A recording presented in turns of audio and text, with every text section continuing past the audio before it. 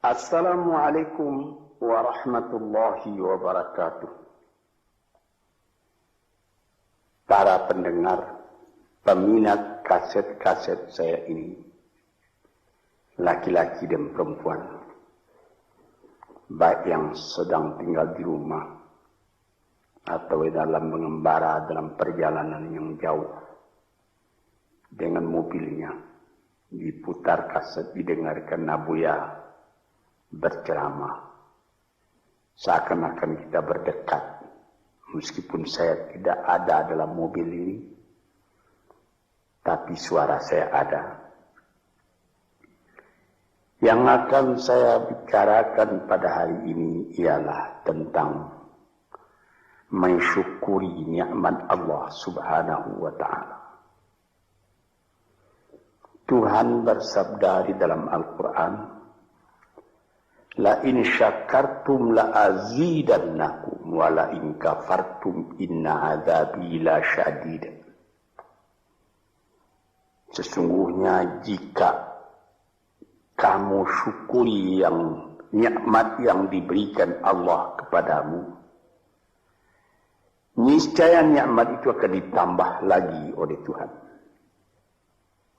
Sebaliknya jika kamu lupakan nikmat itu, tidak kamu pedulikan, maka azab atau siksa Tuhan sangatlah pedihnya. Inilah ayat tentang syukur yang disebutkan oleh Tuhan di dalam Al-Quran.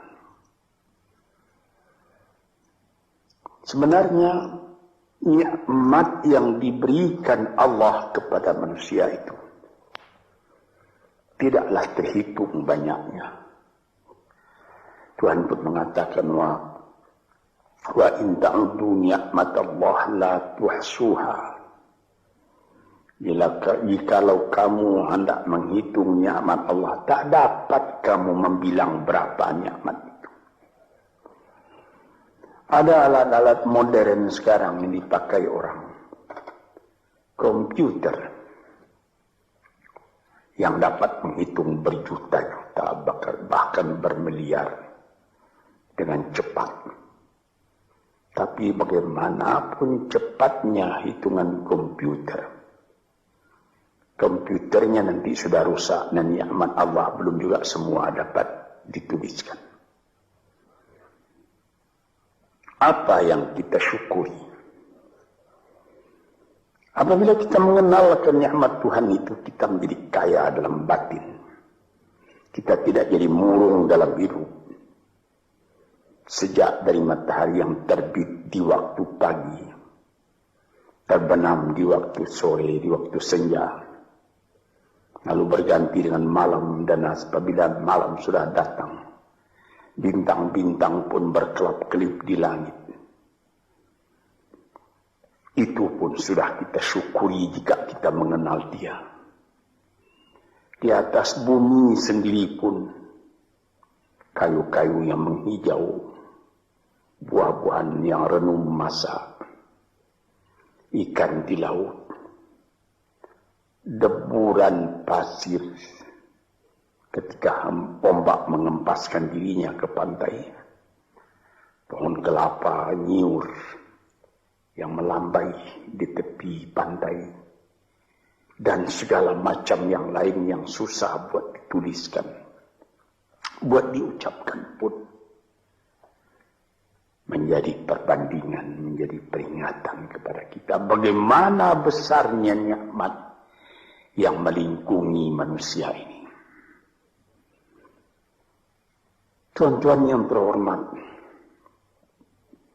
di dalam Al-Quran Tuhan pernah bersabda, wa khalaqna lakum ma fil ardi jami'a. Semua isi bumi ini kami sediakan buat kamu. Kami sediakan buat kamu. Sehingga apabila kita melihat ke laut, Kelihat ombak itu berdebur ke pantai, lalu kelihatan dari jauh perahu nelayan menyusur ombak dan gelombang mencari ikan. Untuk siapa ikan yang dicarinya itu? Untuk kita makan. Apabila kita lihat padi menguning di sawah, kita tanamkan padi itu. Untuk siapa buahnya? Untuk kita makan. Pisang yang tumbuh di pekarangan rumah kita untuk kita makan. Malahan kalau kita lihat binatang-binatang berkaki 4, kambing, sapi, kerbau. Hei kambing, hei sapi, hei kerbau, mengapa kamu gemuk? Mengapa kamu jadi besar? Kami disediakan buat kamu. Buat kamu. Payahlah menghitungnya. Sampai kepada buah-buahan yang ada, mangga, rambutan, durian, makanan-makanan yang lain-lain, lazat dimakan oleh manusia. Kalau sekiranya kita tanyai dan mereka dapat menjawab, tentu jawabnya akan sama semua buat kamu. Inilah nikmat oleh Allah Subhanahu wa ta'ala. وَسَخَّرَ لَكُمْ مَا فِي الْأَرْضِ, dan segala isi bumi ini disediakan buat kamu. Di sini kita merasa dalam hati syukur. Allah Ta'ala pun beri peringatan kepada kita.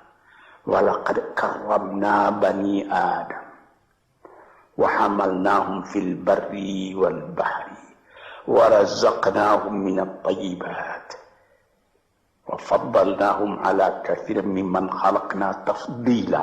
4. Katanya, hai anak Adam, kami muliakan kamu di muka bumi ini. Kami angkat kamu di laut dan di darat. Di laut dengan kapal, di darat dengan kendaraan. Malah sampai sekarang di udara diangkat manusia. Dan diberikan rezeki. Padi menguning, buah-buahan. Yang manis-manisnya pun bermacam kemanisan. Dan diberikan lagi keperingatan bahwa dari binatang yang lain, manusia lebih utama. Dijadikan Allah Ta'ala bermacam-macam binatang, bermacam-macam margastawa yang ada di muka bumi ini. Manusia juga yang lebih tinggi daripada semuanya. Dan sebagai patri daripada segala nikmat yang ada itu, diutus Tuhan pula, utusan-utusannya terdiri daripada bangsa manusia sendiri. Nabi-nabi dan rasul-rasul sejak dari zaman Nabi Adam, Nuh, Idris, Hud, Salih, Ishaq, Yaqub, Yusuf, Daud, Sulaiman, Zakaria, Yahya, Isa, Musa, dan lain-lain. Harun, dan lain-lain. Sampai kepada Nabi Muhammad SAW. Tanda cinta manusia itu sempurna kepada manusia. Cinta Allah kepada manusia itu sempurna. Dikirim manusia sendiri buat menyampaikan. Bagaimana manusia tadi supaya selamat dalam kehidupannya. Dan diberi peringatan kepada manusia bahwa hidup itu bukan sekedar yang sekarang saja. Sesudah hidup yang sekarang ada lagi hidup yang lain. Hidup yang akan datang yang lebih kekal daripada hidup yang sekarang. Hidup yang sekarang ini disebut al-hayatul faniyah. Hidup yang fana. Kelihatan sebentar, kemudian hilang. Sesudah hilang tak kembali lagi. Tapi nanti disambut dengan al-hayatul baqiyah. Hidup yang kekal. Disitulah kehidupan yang sejati. Kita kembali kepada yang tadi.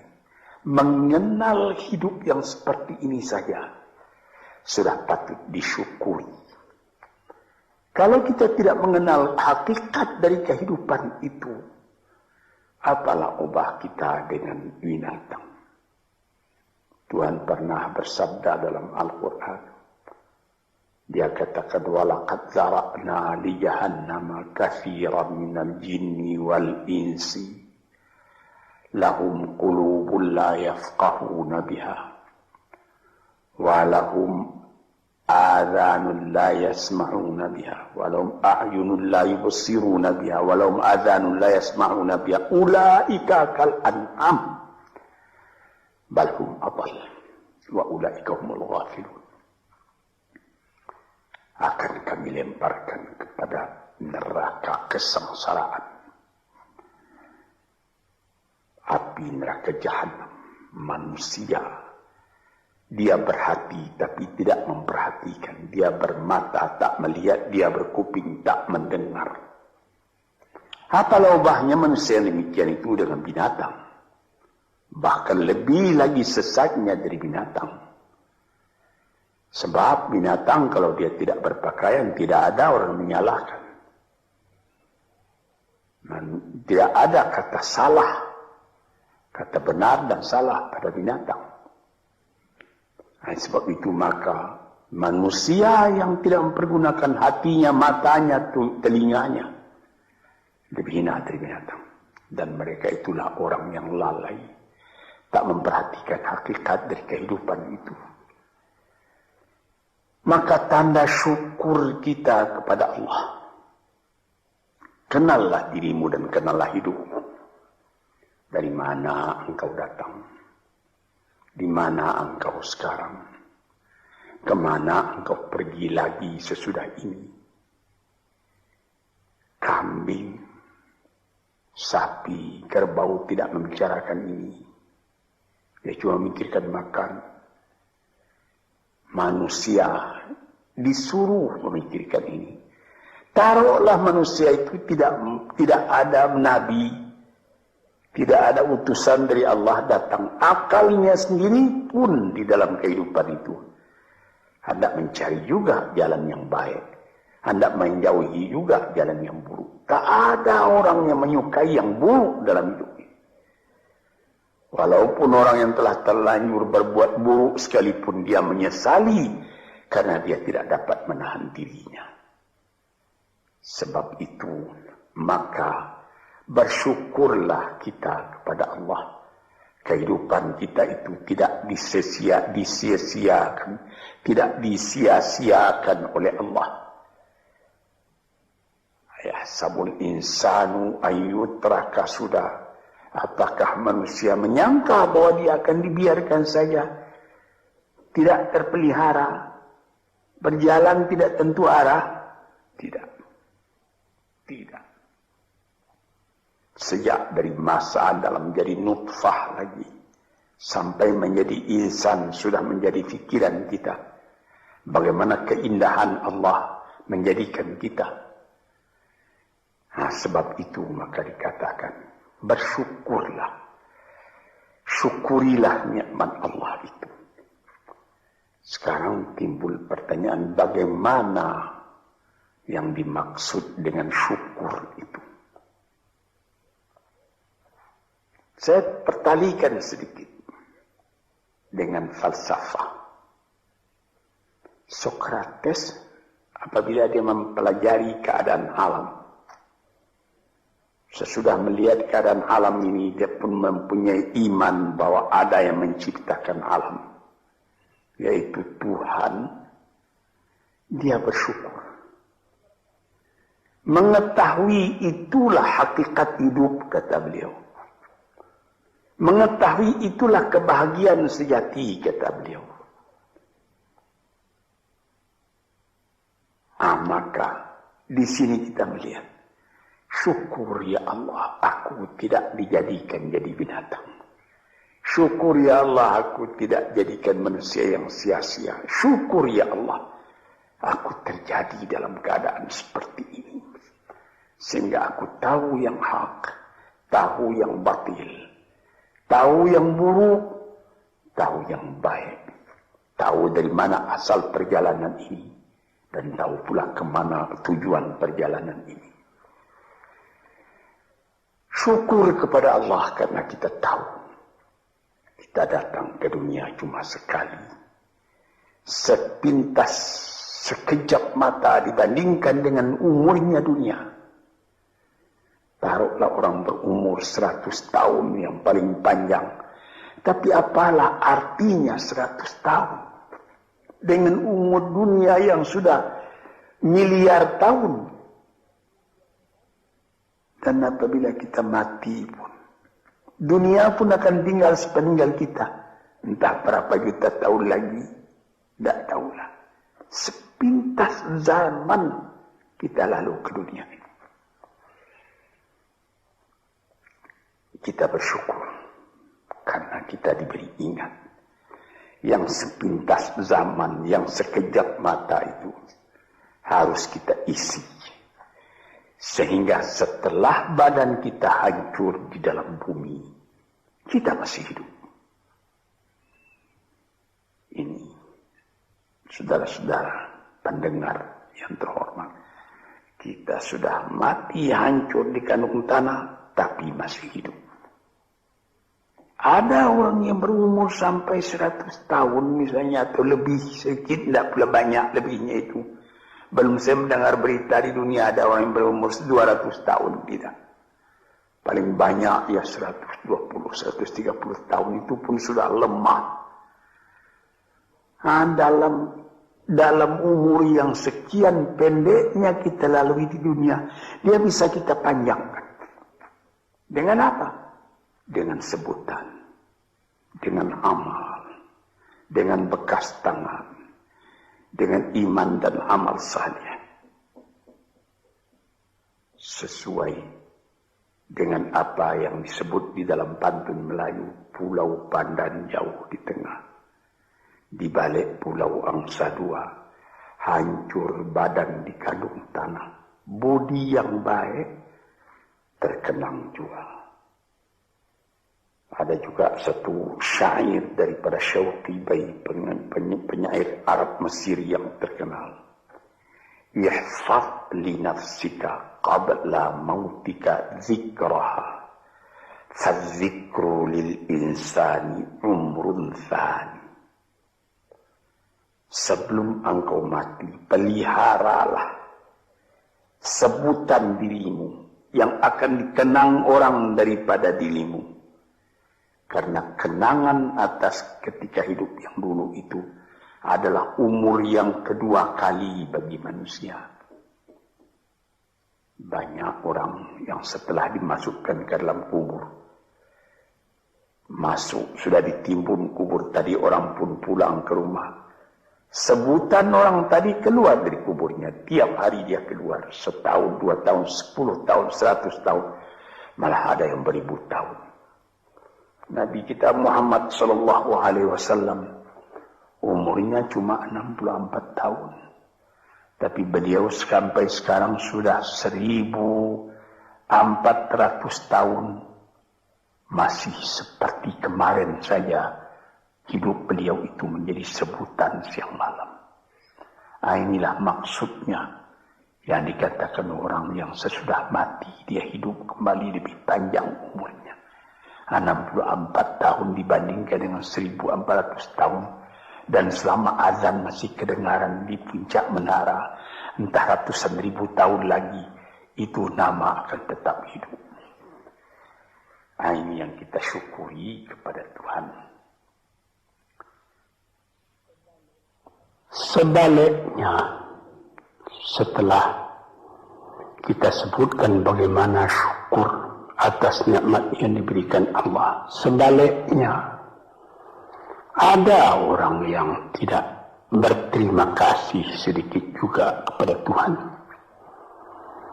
melainkan mengomel terus bagaimanapun banyaknya nikmat yang dia terima. Maka pada ujung ayat tadi dikatakan, wala in kafartum inna azabi la syadid. Kalau kamu masih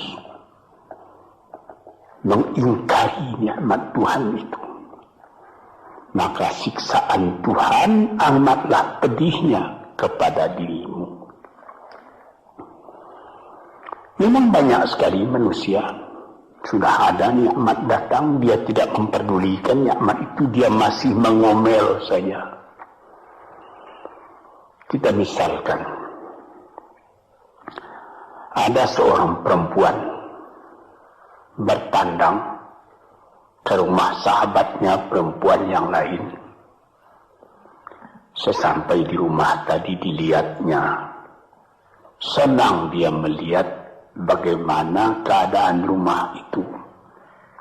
Dilihatnya ada televisi terletak, ada radio, ada CC, kursi-kursi bagus, ada lagi perhiasan-perhiasan yang lain.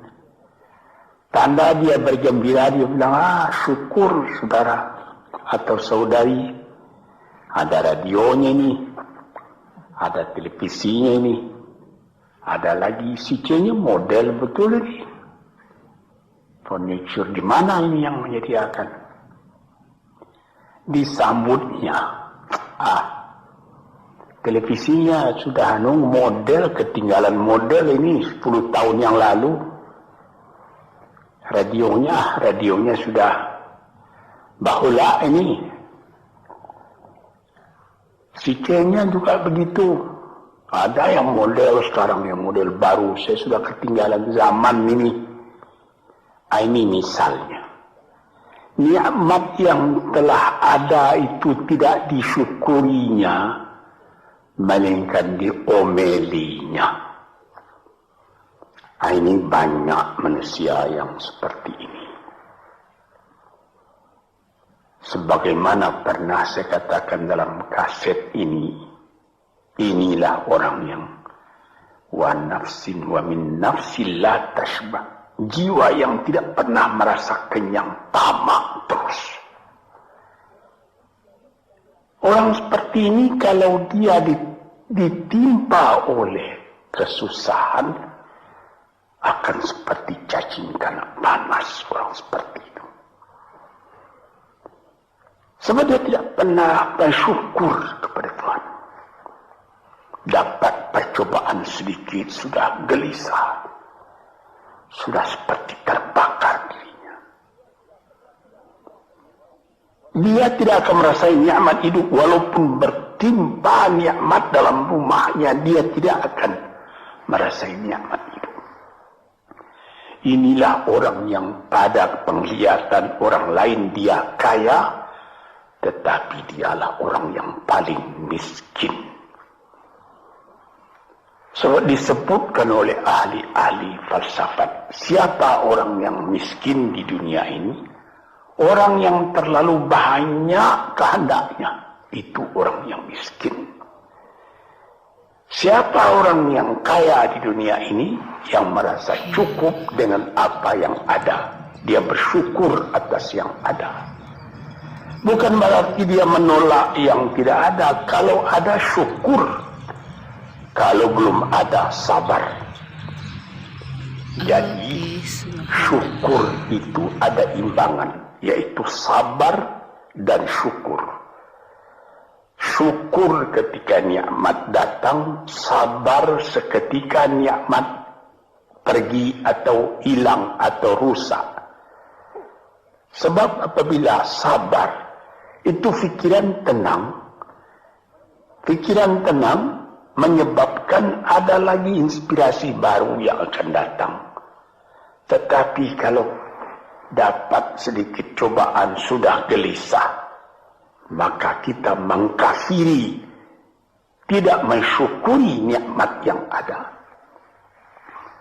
Misalnya saya pernah juga bertemu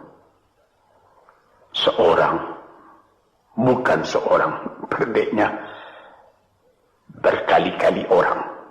Dia datang, Abuya, saya ini susah. Kenapa? Ya Buya mengatakan kalau kita suka-suka bertahajud, suka beribadat dengan setia, nanti apa yang kita minta dapat dikabulkan oleh Tuhan. Saya sudah 4 tahun tahajud saja saban malam, tidak dikasih apa-apa. Ini orang tidak bersyukur. 4 tahun dia bertahajud terus menerus. Dengan apa dia bertelanjang? Tidak pakai mukena. Berapa dibeli mukena itu? Lampunya terang. Berapa ongkos lampunya? 4 tahun sakit. Tidak. Makan enak juga saban hari. Cuma permintaan belum dikabulkan. Nikmat yang ada dalam tangannya dia lupa karena mengharapkan nikmat akan datang. Inilah orang. Wa ila in kafartum inna azabi lasyadid. Kalau kamu lupa kepada nikmatku, azabmu yang akan kamu derita lebih sakit lagi. Misalnya tadi itu, saya sudah bertahajud sekian tahun, tapi permintaan saya tidak dikabulkan. Berfikirlah sedikit. Itu namanya perkataan kan kurang sopan kepada Tuhan. Seakan-akan kita yang menentukan, Tuhan, mari sini, kasih saya. Seperti begitu kita kepada Tuhan. Padahal bukan karena mengharapkan diberi apa-apa itu yang menjadi pokok. Kita sebagai hamba Allah dihidupkan di dunia ini buat apa? Di dalam Quran dikatakan, "Ma khalaqtul jinna wal insa illa liya'budun." Tidaklah aku jadikan jin dan manusia malaikat untuk beribadat kepadaku. Jadi artinya bukan 4 tahun. Selama hidup hendaknya kita beribadat kepada Tuhan. Bukan mengharapkan apa-apa, karena yang ada ini sudah harapan kita. Yang ada disyukuri. Ini satu contoh. Saya ingatkan. Apa maksudnya? Inna azabi lasyadid. Orang yang lupa kepada nikmat Allah, nikmatnya Allah dia lupakan, dia tidak bersyukur, siksaan datang. Siksaan apa? Gelisah hatinya selalu.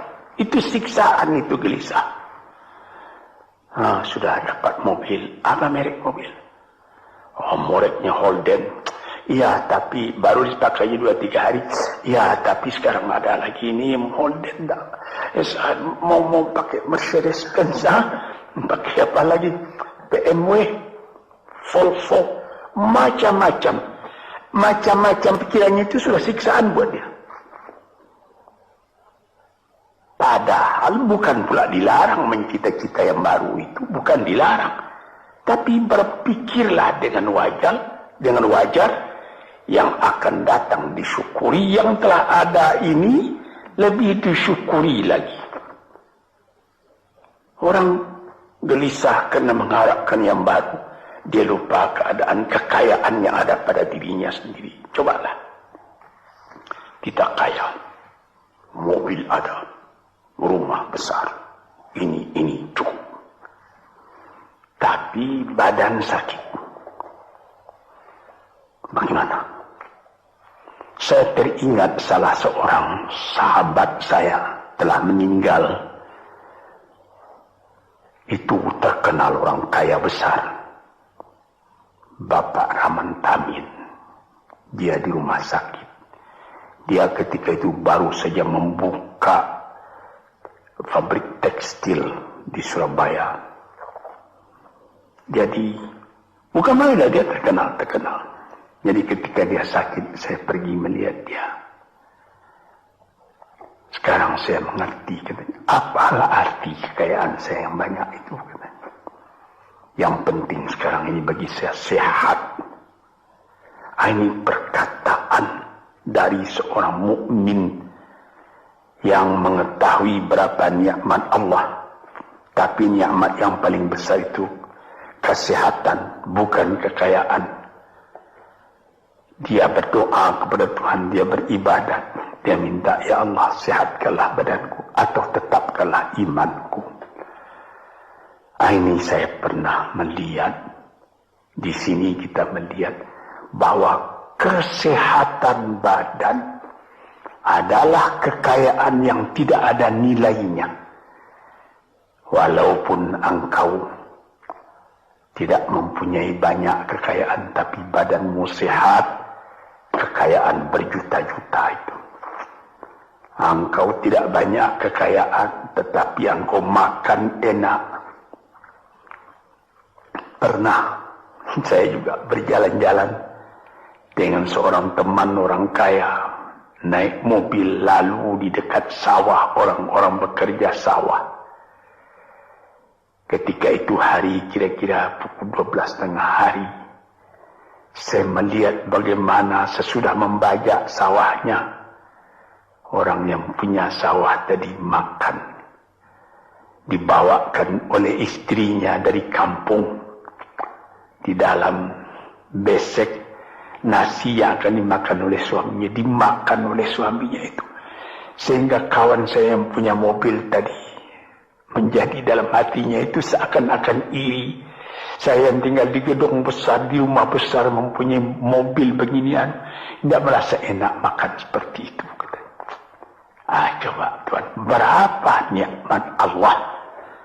Maka itu kita kembali kepada pangkal kaji tadi. Wa in syakartum la azidannakum. Apa nikmat yang telah diberikan oleh Allah Ta'ala, syukurilah. Apabila itu engkau syukuri, badanmu sehat, hatimu senang, dadamu lapang. Dalam hal itu insyaAllah Tuhan memberikan lagi tambahan nikmat itu. Wala in kafartum, tetapi jikalau engkau lupakan nikmat itu, itu namanya sama dengan kafir. Melupakan nikmat itu sama kafir. Sebab kafir itu ada namanya kafir inad, kafir juhud, kafir nikmat. Kafir inad artinya keras kepala. Kafir juhud, ingkar, tak mau percaya. Kafir nikmat, nikmat Tuhan telah datang, lupa nikmat itu. Itu juga termasuk kafir namanya. Kalau kita lupakan nikmat itu, maka kita sudah meracun diri sendiri. Makan tidak enak lagi. Mengapa? Ya habis. Rumah sewa saya sudah 40 pintu banyaknya. Tapi yang di sana tidak dibayar orang, di sana itu hampir terbakar rusak. Jadi berapa? Ada 2 rumah. Jadi yang 30 bagaimana? Lupa itu.